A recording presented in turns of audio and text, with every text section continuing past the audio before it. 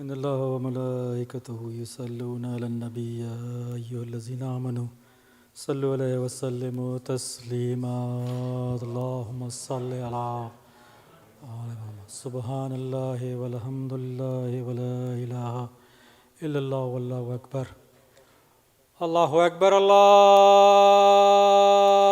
أكبر الله أكبر الله أكبر أشهد أن لا إله إلا الله أشهد أن لا إله إلا الله أشهد أن محمدًا رسول الله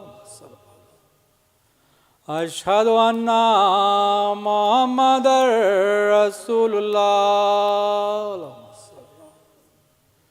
أشهد أن أمير المؤمنين وإمام المتقين عليا ولي الله أشهد أن أمير المؤمنين وإمام المتقين عليا حجة الله حي على الصلاة حي على الصلاة حي على الفلاح حي على الفلاح حي على خير الأعمال حي على خير الأعمال الله أكبر الله أكبر لا إله إلا الله لا إله إلا الله بسم الله الرحمن الرحيم اللهم اجعل قلبي بارا وعملي سارا وعيشي قارا ورزقي دارا وولادي أبرارا واجعل عند قبر نبيك صلى الله عليه وآله وسلم مستقرا وقرارا برحمتك يا أرحم الراحمين اللهم صل على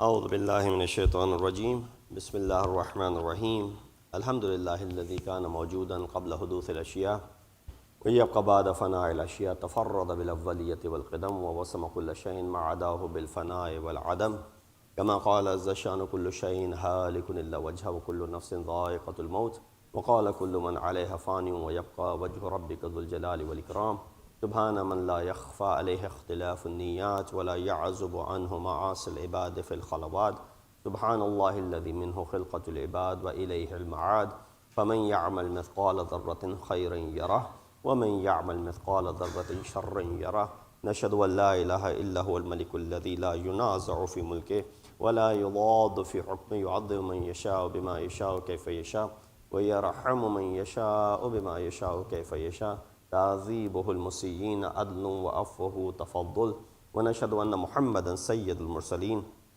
وخير المبشرين والمنذرين صلى الله عليه وآله الهداة المهديين من ركب سفينتهم نجا واهتدى ومن تخلف عنها ضل فغرقا وهوى أوصيكم عباد الله بالاعتصام بالتقوى فإنه حبل متين وعروة وثقى فقد قال الله تبارك وتعالى وقوله الحق وهو أصدق القائلين بسم الله الرحمن الرحيم هو الذي خلقكم من نفس واحدة وجعل منها زوجها ليسكن إليها صدق الله العلي العظيم الله Assalamu alaikum wa rahmatullahi wa barakatuhu. I begin by advising myself and all of you to practice the piety and taqwa of Allah subhanahu wa ta'ala as is the best of provisions. The verse that I recited is from chapter number 7, ayat number 189. And a little bit of understanding behind this ayat, as there are many such ayat in Quran which emphasize a great deal on the concept of marriage. Now we realize that marriage is a very important phenomena especially when it comes to the religion of Islam. But American Muslims may worry about their ability to find a spouse, and without doubt, the process of getting married has challenges. If it wasn't already difficult enough, we've made it more and more difficult on ourselves. And a thoughtful reflection upon the example of Prophet of Islam, Hazrat Muhammad Mustafa sallallahu alaihi wasallam, and the guidance from the Holy Quran can help us meet and exceed any barriers. While we create these barriers around ourselves, there are solutions that are present in the kalam of Ma'asumeen as well as in the book and the guide that is in the form of Quran. So I'll present to you, 3 or 4 points over here that we can utilize that can provide us that necessity or that necessary tool to overcome the barriers that we have created surrounding ourselves. Number 1, believe that one can find a spouse. Right? First and foremost is your belief, that your i'tiqad, that your good suspicion. Always we have su'izan, have husnul, that there's a possibility. Don't come to a conclusion that there's no one out there for me. And therefore, this ayat of Quran is the one that I recited, chapter 7, Araf 189, where it says, "It is He, Allah, who created you from one soul and created from it its mate, then he might dwell into the security with your spouse." So that Allah subhanahu wa ta'ala is referring that He is the one who created you from one soul, and then He created your mates. Meaning what? Finding a spouse is something which is mandated by Allah subhanahu wa ta'ala. There is a spouse out there for you. Don't give up. Make sure that you have faith that you will find. Now, of course, you say, Maulana, we've gone through all of this, and it's, saying it one thing, and, reality of the matter is another thing, especially those parents who are parents of, young men and women who have gone through this process. Maybe the process was easier 15 years ago, 20 years ago. Now it has become difficult with, as advancements are happening, as the ease of doing things happens, while there ease coming about in other areas, it becomes more and more difficult to find that suitable mate. Many single Muslims have simply given up on the idea that they can find a spouse. So, if it happened, it'll happen, but I've given up now, and I'm not going to waste further time on this hunt and this search for a spouse. This loss of faith comes mainly from feelings of self or circumstantial inadequacy, that maybe I'm not good enough, maybe there's something lacking in me, maybe there's someone, all of these things start to creep into your mind. Divorced or widowed, there are people who have gone through marriages and then at early stage in their marriage, they got divorced. Now they're already divorced after a marriage of a year or two. Now they don't really look at marriage as something which is a solution for them. I've already tried this. This is something which I tried. I got married. I've been married for a couple of years, and then it didn't work out, and I'm divorced. I'm never marrying again. Or in someone's family, there was a bad, as we call bad apple, right? There was a bad example in their family that they married into a certain ethnicity. For example, if they come from Pakistani background, if they come from Indian background, if they come from African background, if they come from Irani or Arab background, they married. And so, the other siblings, if there was a divorce that took place, I'm not marrying a Pakistani. I'm not marrying an Indian. I'm not marrying an African. I'm not marrying a Persian. I'm not marrying an Arab. Right away, this sort of descent comes into play as well. The example of our Prophet includes the action of him marrying variety of people. The purposes behind Prophet's, many marriages, which of course is painted wrongfully by the West, the purpose was to show this as well, that how easy it is to get married. Now, of course, Prophet was the reason behind the creation of human race and the creation of the universe. So everybody was inclined to marrying Prophet, not just Prophet, even his grandson, right? Imam Hassan Mujtaba alayhi salatu wasalam. There's a label upon him that he got married and then he divorced a lot of women. Those are all just false accusations. But we do find that there are riwayat where people say, we want to marry our daughters to Hassan and Mujtaba. Why? Because he has a relationship to Rasulullah. And because of his nasab reaches Rasulullah, we want our nasab to be connected to Rasulullah as well. Because Rasulullah said all the ansab will be cut off and the family ties will be broken off except those who are related to me on the day of judgment. So for that reason, a lot of people did that. So Rasulullah, for example, in many of the riwayat mentioned that the first marriage of Rasulullah with Hazrat Khadija bint Khuwailid salamullahi alayha is when Rasulullah is 25 years old, and some riwayat mentioned that she was 28 years old. Now we don't go to the riwayat which mentioned she was 40 or 45, ridiculous ages that are mentioned which cannot be proven through history. But 28 or 25 or 28, that is the first marriage of Rasulullah. So he marries someone who's, let's say, a couple of years older than him. Or he married a divorced woman in the form of Zainab bint Jahsh, who was married to his adopted son. And then we discussed that in the month of Ramadan. And Rasulullah married a divorced woman for that matter. Rasulullah married widowed. There were widows around Salma, and amongst them were others whom he took into marriage because they didn't have any shelter.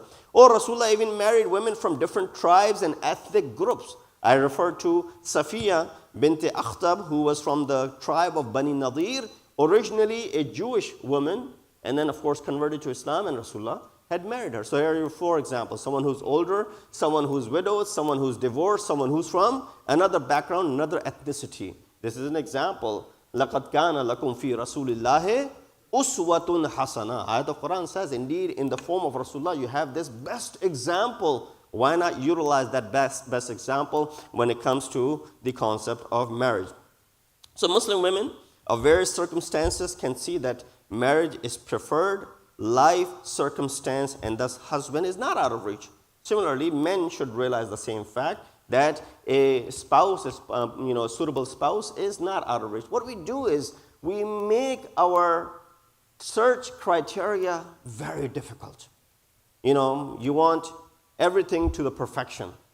Balance of religion and balance of, someone who's non-religious. Balance between deen and madhab and secularism. We want balance we don't want too religious and we don't want too secular, something in between.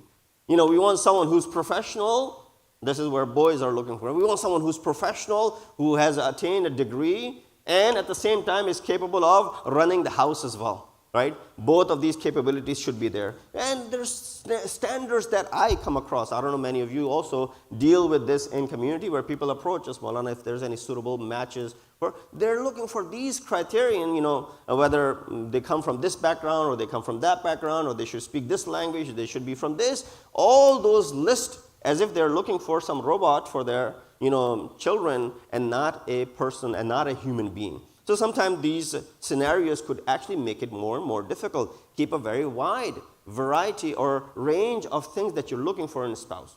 If you were to ask the ma'asumin, what is the criteria? And some of the riwayat towards the end will come, that they mention it to be very simple. And one of the riwayat actually mentions that someone who satisfies your deen is your kufu. As long as the deen criteria is matching, because you're discouraged to marry someone from outside of your deen for obvious reasons. Things will become more and more challenging if you were to marry, and for certain scenarios, it is not even permissible. But with that simple scenario, you'll be able to find someone who's a suitable match for you. So that's number 1. Believe that one can find a spouse. Ayat of Quran, 189 of chapter Araf, and as well as these traditions highlight that fact. Number 2, be careful in rejection and of potential spouses. A lot of time there are there are rishtas and proposals that are coming, but we, not maybe parents, but even sometimes the children, they go ahead and they decline and they reject. He's too tall, or he's too short, or he's too this, he's too that, he's all of those things that come into play. This is where the parents need to have control over things using their experience that they have lived a very successful marital life themselves with ups and downs, been married for 20 years, 30 years, gone through all of these challenges. that to highlight and to make this understandable to the children who are only looking at it from a very shallow perspective, only seeing things for the next couple of years, while the parents should be able to see this for the next 15, 20 years as to what this spouse can be for them. So the ayat of Quran, Surah Nur 32 says, وَأَنْكِحُ الْأَيَامَ مِنْكُمْ وَالصَّالِحِينَ مِنْ إِبَادِكُمْ وَإِمَائِكُمْ إِنْ يَكُونُوا فُقَرَاءَ يُغْنِهِمُ اللَّهُ مِنْ فَضْلِهِ. You know, Islam prefers marriage over bankruptcy. Ayat of Quran says, يُغْنِهِمُ اللَّهُ مِنْ فَضْلِهِ. Marry the single male and female amongst you, even if they may be poor, if they may be in poverty, marry. Why? Allah will enrich them out of His bounties. Trust in Allah subhanahu wa ta'ala. Trust in the process. So they're not up to our standard. They're too poor, they're too rich and stuff like that. These are some of the things that people actually say. Well, they're too rich for us, or they're too poor for us. You know, of course, this remains confidential when they speak to us, but nonetheless, these are some of the things that people do mention. Sometimes Muslims are not married because either they or their family have spurned a potential mate in preference of someone of same race, someone from back home, someone from high class or high economic standing. These are some of the reasons they reject. The rishta is presented to them, the proposal comes to them. Oh no, we're waiting for someone from the same race. Meaning we don't want to marry into for example, if we are from Pakistan, we don't want our daughter marrying into an Arab or, a Persian or vice versa, It's okay, it's important to, in fact, I also, not what am I, but, ulama, scholars also recommend marry someone within your own culture. Why? Because a lot of things will be similar when they two are in a house by themselves. Culturally, they'll be aligned. Many things, culture plays a very important role. Language, right? Right away, you have two different languages in the house. So the husband speaks Persian, the wife speaks Urdu, for example. And, two languages, they're good. Children will be multilingual, but there could be a difference that could arise because of the cultural background. This is how we do things in our culture, for example. Culture plays a very vital role. So if it could be avoided, it's good. But that's not really a reason for you to reject a suitable proposal that comes. Or we're waiting for someone from back home. Your child has grown up over here. If you bring someone from back home, they may be your relative and whatnot, but there is a possibility this may not work out because of the upbringing of the child done here as opposed to the upbringing of the child done, for example, back home. So this could also result in, clash. Yeah, of course, if your child was born there, raised here, lived enough time over there, and has spent enough time over here, then it is a possibility that they will be able to survive if your spouse comes from overseas. Although there are certainly situations where a suggested union is not recommended, the isms, nationalism, racism, classism, hamper the marriage prospects. Muslims who have migrated to the United States, they have come to this country. Pretty much predominantly they lived in societies prior to coming here, which were Muslim societies, right? Majority of them in their surrounding were Muslims. That is not the case over here, so the search process becomes even that much more difficult. We look at the example again of Prophet of Islam, Hazrat Muhammad Mustafa sallallahu alaihi wasallam. While ethnicity, religion, background, race, all these things may play a role, but Prophet sought to undo the people's inclination toward feeling of tribal superiority and prejudice. Oh, I only want to marry my daughter to our own tribe, for example, our own background, for example. No, Rasulullah said there's no difference when it comes to Arabs and when it comes to non-Arabs. Imams of Ahlul Bayt married women from outside of their ethnicities. Not that I'm today in this khutbah promoting that we should go out and marry people from outside of our ethnicity. No, I'm just saying let's not make the criteria too difficult for us to find a suitable spouse. So when we look at the examples of Prophet, when we look at the example of Imams, you find that Imams of Ahlul Bayt, they married people from outside of them. Imam Hussein, alayhi salatu wasalam, one of his wives is Bibi Shaharbanu, right? From a Persian background. Wife of Imam Muhammad Taqi al-Jawad alayhi salatu wasalam is Samana Maghrabiya, right? She's from Morocco, Maghrabiya, that's where she's from. Or wife of Imam Rada alayhi salatu wasalam, Sabika Nobiya, she's Egyptian, that's where she was from. And then on top of all that, the wife of our 11th Imam, Imam Hassan Askari alayhi salatu wasalam, mother of Imam Zamana, Ajalallahu ta'ala sharaf. Where is she from? She's from Rome, right? Narjis Khatun. So this is, you find that Imams married from outside. They weren't just marrying from Hijaz, from Mecca and Medina. They married from Morocco, they married from, Egypt, they married all the way from Rome and Persia. Things that were, of course, within their reach. So this is an example which is also there for you. So Prophet said, if someone proposes marriage to you whose religion and character satisfies you, two things, their character and their religion. Both check mark. They satisfy you, then you should accept it. If you do not do so, there will be trials on the earth and the spread of corruption will take place. Right? Just rejecting this, proposal, which is suitable as far as the character and as far as the religion is concerned, could lead to what? Lead to corruption and the spread of corruption in the land. So that's number two. Number one was to believe that you can find a spouse. Number two is to be careful in rejecting. Number three, steer away from delay and haphazard. A lot of time we put it on the back burner, right? Right now, my child is studying. They have to first get a suitable job. Then they have to start making enough money. And then they have to buy their own house. And then they can go ahead and marry. You understand, you want to have a job, that's good. You don't want to be supporting them all your life. So that's fair enough. And even the age of child who graduates, for example, is, for example, the age of 21, 22. By the time they land a good job where they're making good enough money, a couple of years, maybe by the time they're 24, 25, good, fair enough. Get married at the age of 25. Don't delay it beyond 25 or 26. Because if you do so, that there are consequences of that. There's no more certain way to not get married than to wait or expect to find a spouse through some random means or through no real efforts at all. What are you doing? Are you looking for a spouse? No, I'm not. Someone will just come along. Someone will see me here and there. Someone will see me in majlis, or someone will spot someone in the mahfil, and then they will go ahead and refer me, and I'm just waiting for that, taking my chances. Community standards, not promoting or creating an environment for marriage, reliance upon internet marriage sites, parental pressure, waiting, postponing, all of that, this creeps into more so in the girls who are aging than the boys sometimes, right? Because of the culture that we come from.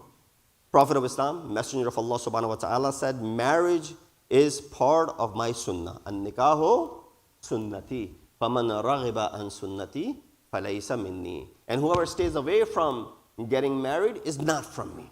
So unnecessary delay in it, you're actually are exiting the sunnah of Rasulullah, exiting the ram of the sunnah of Rasulullah. Rasulullah said, get married, for I will boast of your great numbers before the other nation. Tanakahu, tanasalu, takthuru, fa inni ubahi bikum. This is a means of pride for me on the day of judgment, that there are more people in my ummah than the ummah of Hazrat Isa, for example, than the ummah of Hazrat Musa, for example, and the ummah of other religions, for example. So marriage is not something to be left up to chance. Marriages become a family. The family becomes part of the community, and these communities then become our ummah. Let's lastly break the norm. Break the norm is when we look at the life example of Prophet and Bibi Khadija, salamullahi alayha, we find, Allahumma salli ala Muhammad wa ala. She was a very successful businesswoman, and she would get proposals left and right. But when it came to her selection to marriage, she is the one who proposed to Rasulullah. She is the one who sent the message of her interest and proposal to Rasulullah. From this we can gather that it is permissible in Islam to actively seek out marriage, even if you are a girl, even if you are the parents of a girl. I think this is only in our Desi culture, not even in the Arab or Iranian culture, that in our Desi culture, it is, taboo, it is shy upon that, frowned upon that we, as the parents of a girl, are, proposing to a boy's family. We're expecting them to go ahead and propose. We're expecting them to take the lead. We're not going to take the lead. Otherwise, it looks like we are begging, for example. We are desperate, for example. No, there's no such thing. Bibi Khadija is the example for you. She did that. So break this norm, break this taboo. Also, the Prophet advised Muslims to be proactive in their spousal search. Jabir ibn Abdullah al-Ansari reported to have said that Messenger of Allah said, when one of you asked a woman in marriage, if he is able to look at what will induce him to marry, then he should do so. Meaning, to the extent Islam is making it easy for you to go ahead and get married. Last 2 points, and inshallah I'll conclude. Many singles and their families search Muslim marriage websites, but this has mixed results. Single Muslims should also ask about someone they are interested in, travel to meet, be proactive in this way, by being open to suggestions that come about. There's a great thawab. When I was reading through some of the riwayat when it comes to marriage, how much thawab there is that when you get someone married, how much thawab there is when you become the reason for two people to be united in marriage. They may not be related to you. You're neither the father or the relative of the boy or the girl, but you became the reason for their unification. There's so much tremendous reward that is mentioned in riwayat in regards to this. So there's no need to deliberately delay marriage to pursue, for example, a career, more education, or even to help parents. One of the reasons that you find someone says, well, I can't get married because I'm studying right now, or I need to further my career, for example, or I need to take care of my elderly parents. They use these means to go ahead and show that this is the reason they're not marrying. Time is not something which any of us have any control over. Lastly, Prophet of Islam, Hazrat Muhammad Mustafa sallallahu alaihi wasallam said, time is not on our side. He said, take advantage of 5 things before these other 5 things. Number 1, your youth before your old age. Take advantage of that. Your health before your illness. Your riches before your poverty. Your free time before your work. And your life before your death. We ask Allah subhanahu wa ta'ala to give us the tawfiq and ability to be able to live up to the expectations that Islam has laid down as far as marriage in Islam is concerned. We ask Allah subhanahu wa ta'ala also on the same note that we do not steer away from this phenomena which is heavily emphasized in Islam, and marriage is considered to be amongst the sunnat of Rasulullah. وآخر دعوانا أن الحمد لله رب العالمين إن أحسن الحديث وأبلغ الموعظة كتاب الله أعوذ بالله من الشيطان الرجيم بسم الله الرحمن الرحيم والعصر إن الإنسان لفي خسر إلا الذين آمنوا وعملوا الصالحات وتواصوا بالحق وتواصوا بالصبر.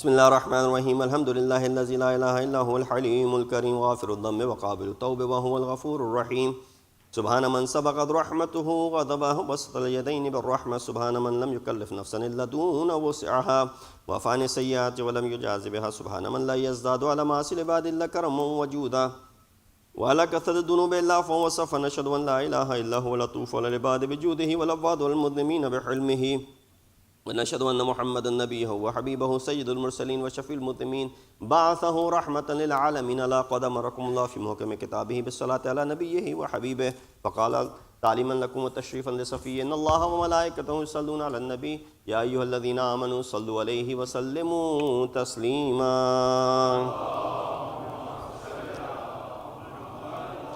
اللهم صل على سيد المرسلين وشفيع المذنبين نبينا محمد صلى الله عليه وآله وعلى إمام المسلمين وقائد الغر المحجلين أمير المؤمنين علي بن أبي طالب صلوات الله وسلامه عليه وعلى سيدة نساء العالمين وبذة خاتم النبيين سيدتنا فاطمة بنت رسول الله صلوات الله عليها وعلى الحسن المجتبى وعلى الحسين الشهيد بكربلاء وعلي بن الحسين ومحمد بن علي وجعفر بن محمد وموسى بن جعفر وعلي بن موسى ومحمد بن علي وعلي بن محمد والحسن بن علي عليهم الصلاة والسلام.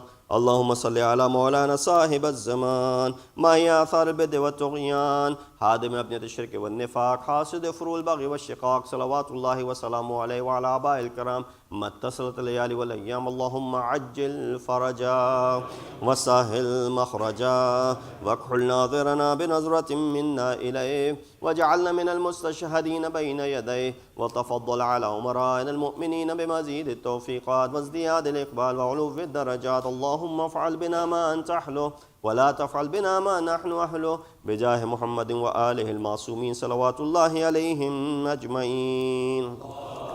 ممن يذكر فتنفع الذكرى إن الله يأمر بالعدل والإحسان وإيتاء ذي القربى وينهى عن الفحشاء والمنكر والبغي يعظكم لعلكم تذكرون.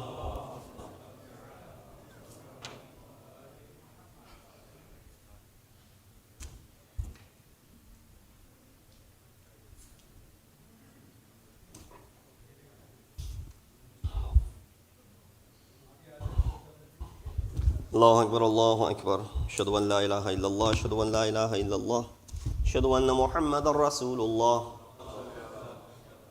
أشهد أن محمدا رسول الله أشهد أن عليا ولي الله أشهد أن عليا حجة الله. حي على الصلاة حي على الصلاة حي على الفلاح حي على الفلاح حي على خير العمل حي على خير العمل. قد قامت الصلاة قد قامت الصلاة. الله أكبر الله أكبر لا إله إلا الله.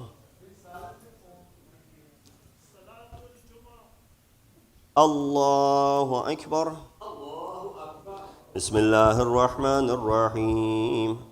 الحمد لله رب العالمين الرحمن الرحيم مالك يوم الدين إياك نعبد وإياك نستعين اهدنا الصراط المستقيم صراط الذين أنعمت عليهم غير المغضوب عليهم ولا الضالين.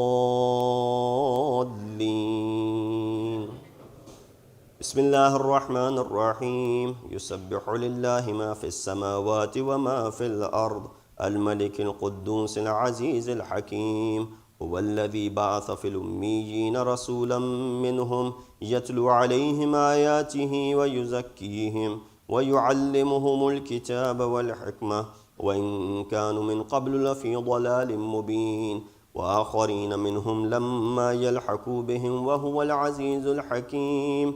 ذلك فضل الله يؤتيه من يشاء والله ذو الفضل العظيم. مثل الذين حملوا التوراة ثم لم يحملوها كمثل الحمار يحمل أسفارا بئس مثل القوم الذين كذبوا بآيات الله والله لا يهدي القوم الظالمين.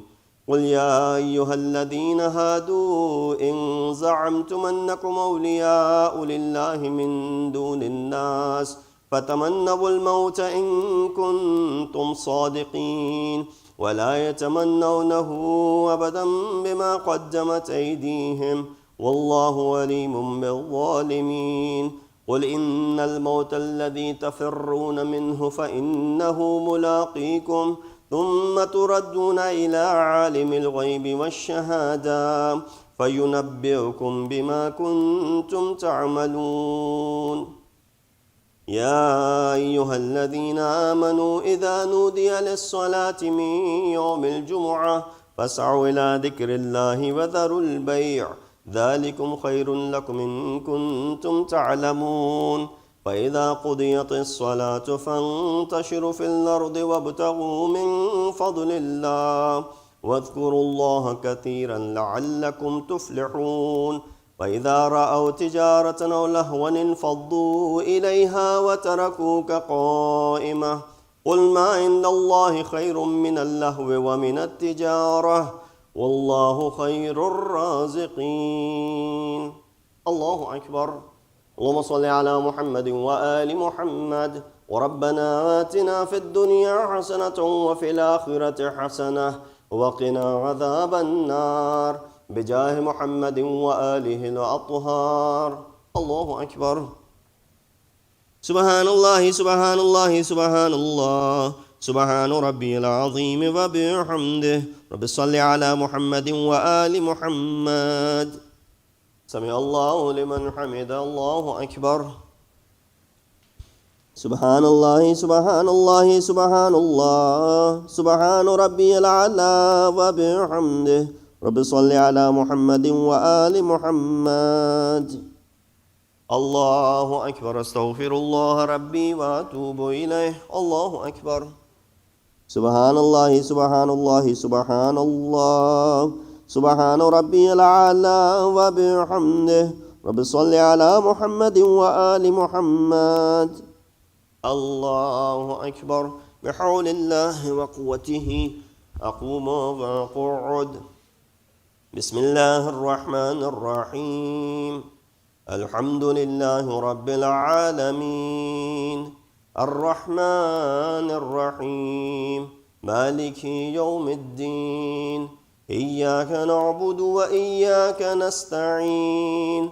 اهدنا الصراط المستقيم صراط الذين أنعمت عليهم غير المغضوب عليهم ولا الضالين. بسم الله الرحمن الرحيم. قل هو الله أحد الله الصمد لم يلد ولم يولد ولم يكن له كفوا أحد. الله أكبر. سبحان الله سبحان الله سبحان الله سبحان ربي العظيم وبحمده. رب صل على محمد وآل محمد. سمع الله لمن حمد. الله أكبر. ربنا افرغ علينا الصبر وثبت أقدامنا وانصرنا على القوم الكافرين بجاه محمد وآله الطاهرين. الله أكبر. سبحان الله سبحان الله سبحان الله سبحان ربي الأعلى وبحمده. رب صل على محمد وآل محمد. الله أكبر. أستغفر الله ربي وأتوب إليه. الله أكبر. سبحان الله سبحان الله سبحان الله سبحان ربي الأعلى وبحمده. يا لطيف ارحم عبدك الضعيف. الله أكبر. الحمد لله. أشهد أن لا إله إلا الله وحده لا شريك له وأشهد أن محمدا عبده ورسوله. اللهم صل على محمد وآل محمد. السلام عليك أيها النبي ورحمة الله وبركاته. السلام علينا وعلى عباد الله الصالحين. السلام عليكم ورحمة الله وبركاته. الله أكبر. الله أكبر. الله أكبر. إن الله ملائكته يصلون على النبي يا أيها الذين آمنوا صلوا عليه وسلموا تسليما. اللهم صل على محمد وآل محمد. اللهم صل على محمد وآل محمد. اللهم صل على محمد وآل محمد. تسبيح جناب فاطمة الزهراء سلام الله عليها.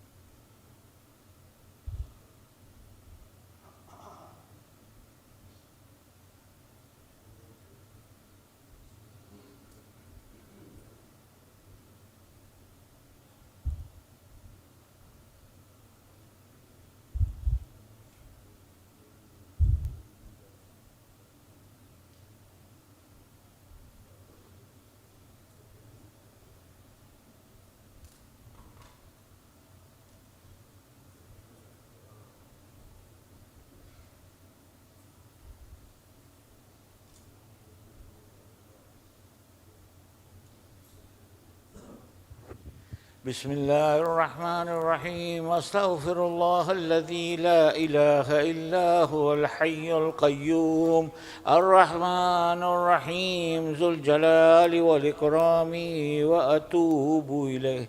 All of us together. بسم الله الرحمن الرحيم اللهم كن لوليك الحجة الابن الحسن صلواتك عليه وعلى آبائه في هذه الساعة وفي كل ساعة وليا وحافظا وقائدا وناصرا ودليلا وعينا حتى تسكنه أرضك طوعا وتمتعه فيها طويلا برحمتك يا أرحم الراحمين.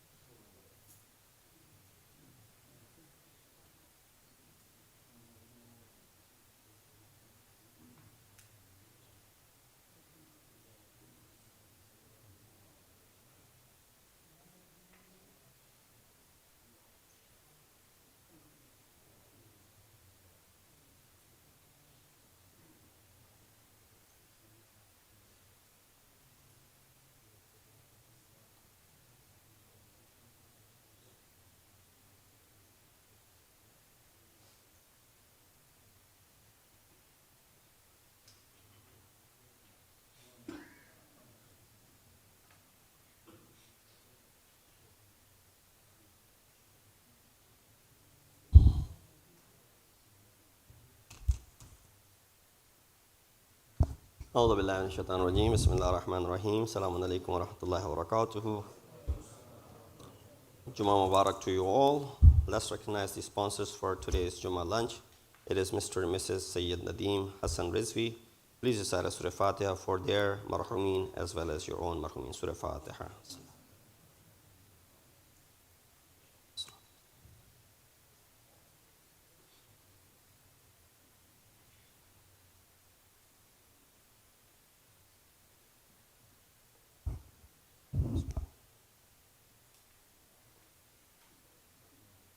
Inshallah, very quickly, there aren't many announcements. Weekend is upon us. Saturday and Sunday, inshallah, we'll have Salatul Fajr at 4:30 a.m., followed by Quran discussion on Saturday morning, followed by hot breakfast. And Sunday, same thing, starting at 4:30. After that, we have Dua Sabah, Ziyarat Ashura, and then we have breakfast that is served. Al-Mahdi workshops are offering learn how to recite Dua Kumail for boys and girls ages 12 and plus. This happens every Thursday from June 1st until June 22nd, classroom upper level. So Registration is required. The email went out, and again, inshallah, go out on Monday as well. Since May 5th, we had also started, ever since the Sadiq School gym became usable.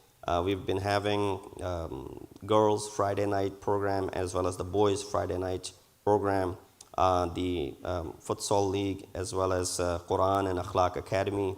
So you pray at Masjid and then you play at Sadiq School for a variety of age groups, especially geared towards children ages 6 to 12 and then 12 plus as well. There's a nominal fee, and registration is, you can sign up ahead of time, or you can just sign up at the door. The kids come here starting at 6:30. There are different timings for boys and different timings for girls, and then there's a session which is done together for boys and girls faith discussion, all starting at like 6:15, 6:30, all the way till 10 p.m. Actually 6:45 till 11. 6:45 till 11. So you come here, you have the Quran and Akhlaq discussion, you have sports over there, you pray over here.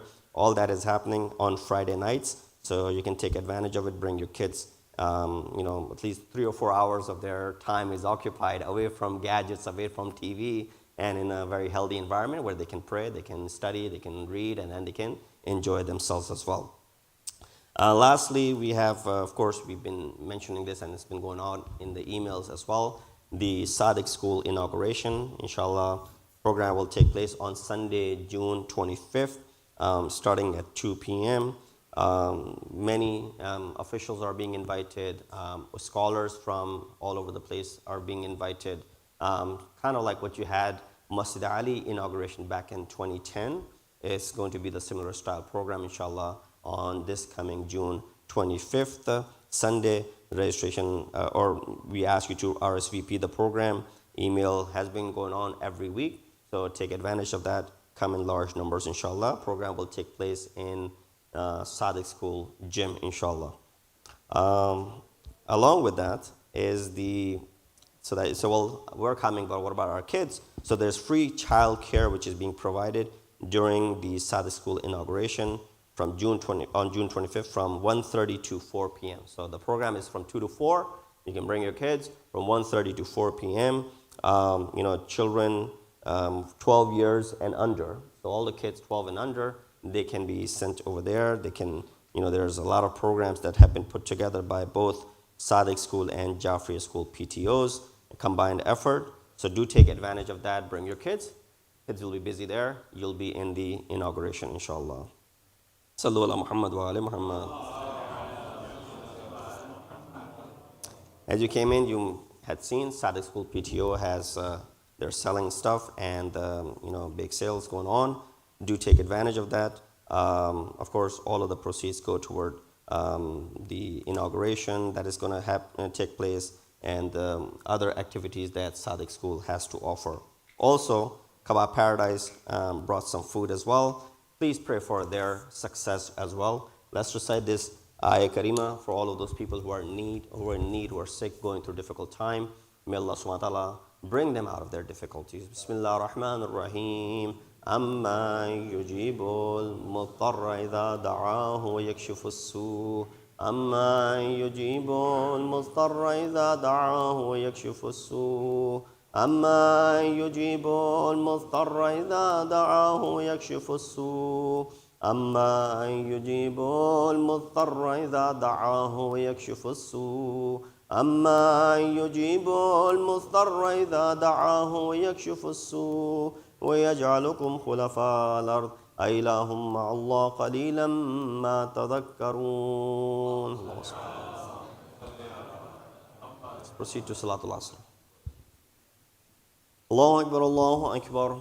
Ashhadu an la ilaha illallah, ashhadu an la ilaha illallah. Ashhadu anna Muhammadar Rasulullah.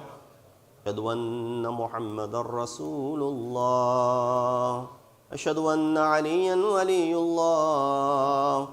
Ashhadu anna Aliyan hujjatullah. Hayya ala salati, hayya ala salah.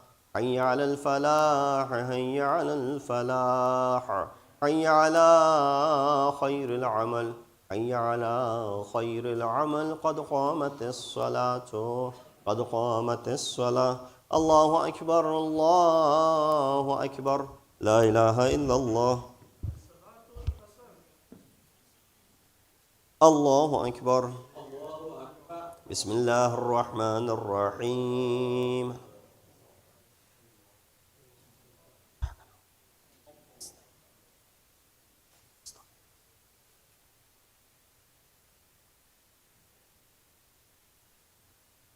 بسم الله الرحمن الرحيم.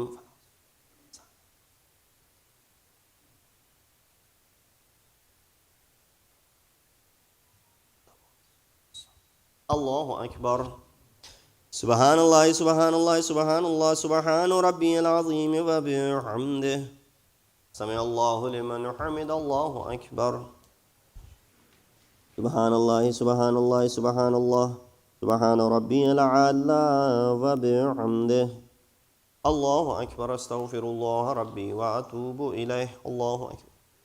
سبحان الله، سبحان الله، سبحان الله، سبحان ربي الأعلى وبحمده. الله أكبر. بحول الله وقوته أقوم وأقعد.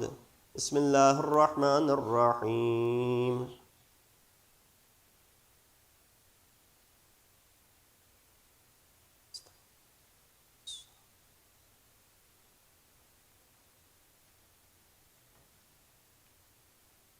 بسم الله الرحمن الرحيم.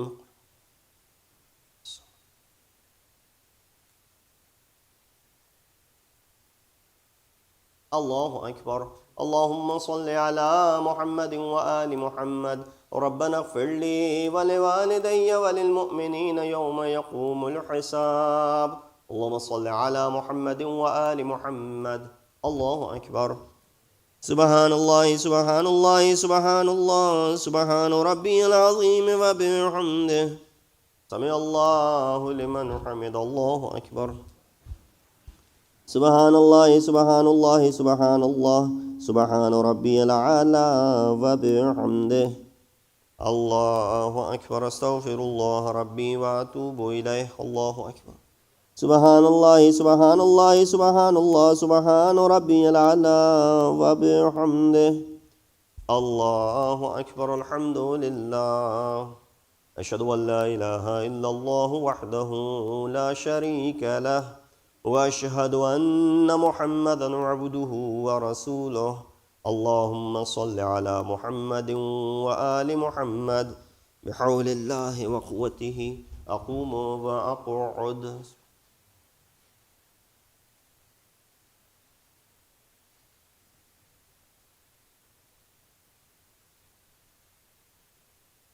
الله أكبر. سبحان الله، سبحان الله، سبحان الله، سبحان ربي العظيم وبحمده. سمع الله لمن حمد، الله أكبر. سبحان الله، سبحان الله، سبحان الله، سبحان ربي الأعلى وبحمده. الله أكبر. أستغفر الله ربي وأتوب إليه. الله أكبر. سبحان الله، سبحان الله، سبحان الله، سبحان ربي الأعلى وبحمده.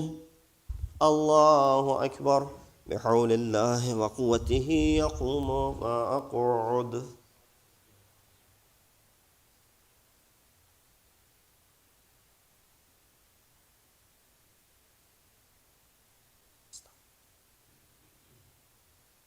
الله أكبر.